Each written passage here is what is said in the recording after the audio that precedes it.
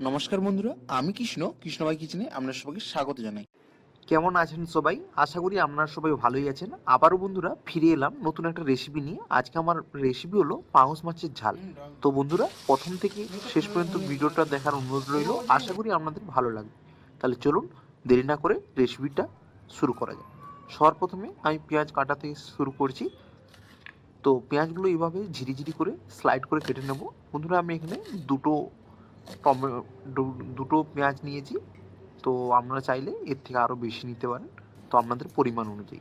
এরপর আমি রসুনগুলোকে একইভাবে ছাড়িয়ে নিচ্ছি। এরপর আমি টমেটোগুলোকে ছোট ছোট করে কেটে নেব।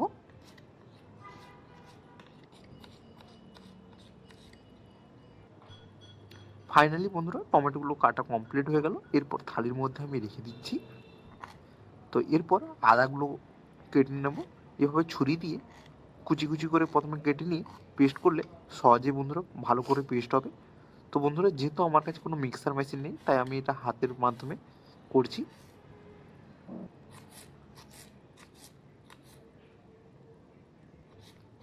তো ফাইনালি বন্ধুরা আদাগুলো এরকম ছোটো ছোটো করে আমি কেটে নিলাম। এরপর আমি কিছু কাঁচা লঙ্কাগুলোকে আমি এভাবে কেটে নেব। তো এরপর এগুলো একটা গ্লাসের মাধ্যমে আমি পেস্ট করব। এর জন্য আমি গ্লাসে নিয়ে নিচ্ছি। আর এতে বন্ধুরা আগে থেকে ছাড়ানো যে রসুনের কোয়াগুলো দিয়ে দিলাম। সবগুলো একই সাথে আমি পেস্ট করে নেব বন্ধুরা। এরপর বন্ধুরা দেখুন এখানে আমি দুটো বন্ধুরা আলু নিয়েছি। তো আলুগুলো আমি এভাবে লম্বা লম্বাভাবে কেটেছি। তো আলুগুলো আমি ধুয়ে নিলাম। এরপর বন্ধুরা দেখুন এখানে আমি 500 মতো পাঙাশ মাছ নিয়েছি। তো মাছগুলো আমি প্রথমে ধুয়ে নেব। তো বন্ধুরা দেখুন ধুয়ে নিয়ে চলে এলাম। তো এরপর ধুয়ে নেওয়ার পরই আমি লবণ আর হলুদ মাখিয়ে খানিকক্ষণ ধরে মাছটা রাখবো। তো বন্ধুরা খুব ভালোভাবে মাছটার গায়ে হলুদ মাখাতে হবে। তো এতে মাছের মধ্যে যে একটা তেলতেলে ভাব সেটা অনেকটাই ছেড়ে যাবে বন্ধুরা। আর এর মধ্যে আগে থেকে লবণ আর হলুদ মাখিয়ে রাখলে যে মাছের যে একটা ইনস্ট্যান্ট গন্ধ, তো সেটা করবে না বন্ধুরা। তো লবণ হলুদ তো মাখানো হয়ে গেল। এরপর চলে এলাম মূল রান্নায়। এর জন্য গ্যাসে কড়াই বসিয়ে দিলাম। তো সবার প্রথমে বেশ খানিকটা করে বন্ধুরা তেল দেবো। আমি তেলটা একইবারে দিচ্ছি। তারপর তেলটা এইভাবে চাড়িয়ে নিচ্ছি যাতে মাছগুলো দেওয়ার পর মাছগুলো সাইডে চিটে না যায়।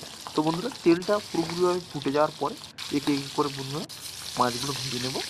তো যেহেতু বন্ধুরা অনেক মাছ, তো তাই আমি এক একবারে বন্ধুরা সবগুলো দিচ্ছি না। আর কড়াইটাও আমার খুবই ছোট, তো সেই জন্য তো কম কম করে বন্ধুরা বেছে বেছে করে আমি মাছগুলো ভেজে নেব। বেশ বন্ধুরা মুচমুচে লাল করে ভেজতে হবে। আর এই সময় গ্যাসের ফ্লেমটাতে লো থেকে মিডিয়ামে রাখবেন। তো বন্ধুরা দেখুন প্রথম ব্যাচের মাছ আমার ভাজা কমপ্লিট হয়ে গেল।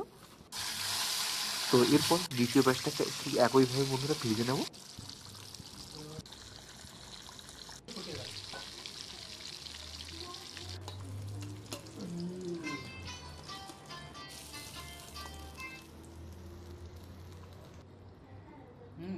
ফাইনালি বন্ধুরা মাছগুলো আমার সমস্ত ব্যাচগুলো ভাজা কমপ্লিট হয়ে গেল। এরপর ওই তেলেই আমি দিয়ে দেবো আগে থেকে কেটে রাখা যে আলুগুলো।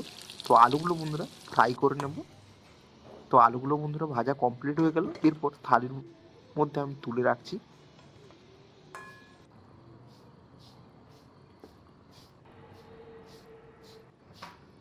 তো এরপর বন্ধুরা ওই তেলেই আমি দিচ্ছি গোটা জিরে। তো তারপর আমি আগে থেকে কেটে রাখা পেঁয়াজগুলো আমি দিয়ে দিচ্ছি।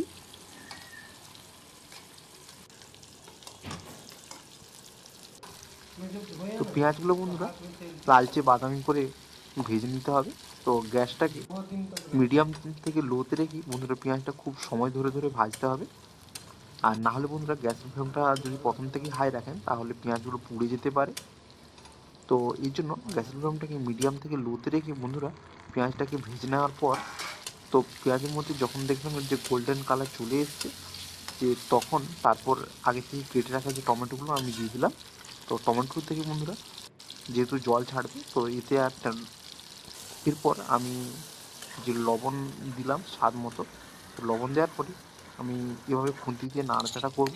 আর এরপর আমি আদা রসুন আর কাঁচা লঙ্কার যে পেস্টটা বানিয়ে রেখেছিলাম সেটা আমি দিয়ে দিলাম। তো এরপর বন্ধুরা অনবরত নাড়াচাড়া করতে হবে, মশলাটা বেশ করে কষিয়ে নিতে হবে।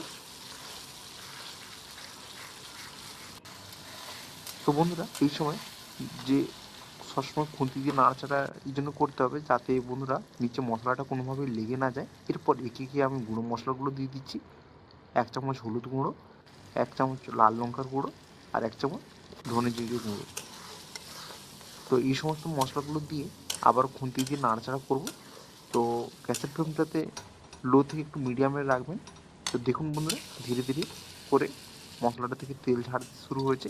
আর এতে আমি অল্প জল অ্যাড করছি, যেহেতু বন্ধুরা মশলাটা খুব ঘন হতে শুরু হয়েছে, তো মশলাটা নিচে লেগে যেতে পারে, এর জন্য আমি সামান্য জল ইউজ করলাম। জল দিয়ে বন্ধুরা আমি এটা খানিকক্ষণ আমি ঢাকা দিয়ে রাখবো, যাতে পেঁয়াজগুলো খুব ভালোভাবে আর টমেটোগুলো খুব ভালোভাবে গলে যায়। তো এইভাবে 5 থেকে 7 মিনিট মতো আমি ঢাকা রেখেছিলাম। তো বন্ধুরা ফাইনালি দেখুন আমার মশলাটা পুরোপুরি ঘন হয়ে গেছে আর মশলাটা পুরো আমার কষানো বন্ধুরা কমপ্লিট হয়ে গেছে। উপরে বন্ধুরা দেখুন জালি ভাব চলে এসছে। এরপর আমি আগে থেকে ভেজে রাখা আলুগুলো উপর থেকে আমি দিয়ে দিলাম। আলুগুলো দেওয়ার পরে বন্ধুরা আবারও মশলাটা একইভাবে বন্ধুরা কষাতে হবে। বন্ধুরা খুব সময় ধরে ধরে বন্ধুরা মশলাটা যত ভালো করে কষাবেন রান্নার টেস্টটা তত ভালো হবে। তো তাই বন্ধুরা একটু সময় ধরে ধরে রান্নাটা করবেন, আর গ্যাসের ফ্লেমটাকে লো থেকে মিডিয়ামে রেখে আঁচেই রান্নাটা করবেন। আর হাতে যদি না সময় থাকে তো আপনারা তাড়াতাড়ি করে করতে পারেন। তো বন্ধুরা অল্প আঁচে যে কোনো রান্না করলে বন্ধুরা রান্নার খুব ভালো টেস্ট হয়। তো বন্ধুরা দেখুন ফাইনালি ঝোল ফুটে যাওয়ার পর আমি খানিকটা জল দিয়ে দিলাম। তো এরপর গ্যাসের ফ্লেমটাকে একটু বাড়িয়ে দিলাম। তো দেখুন বন্ধুরা আমার ঝোল ফুটে উঠে চলে এসছে। তো বন্ধুরা এইভাবেই ঝোলটাকে ফুটতে দেবো খানিকক্ষণ, কোনোভাবে আমি আর ঢাকা রাখছি না। তো বন্ধুরা দেখুন উপরে তেলটা ভেসে চলে এসছে, ফাইনালি আমার ঝোলটা পুরো ফুটানো কমপ্লিট হয়ে গেছে। বুঝতেই পারছেন যে তেলটা উপরে ভেসে চলে এসছে নিচে থেকে। তো এরপর আমি এতে উপর থেকে কিছু ধনেপাতা ছড়ানোর জন্য ধনেপাতা আমি এগুলো কেটে নিচ্ছি।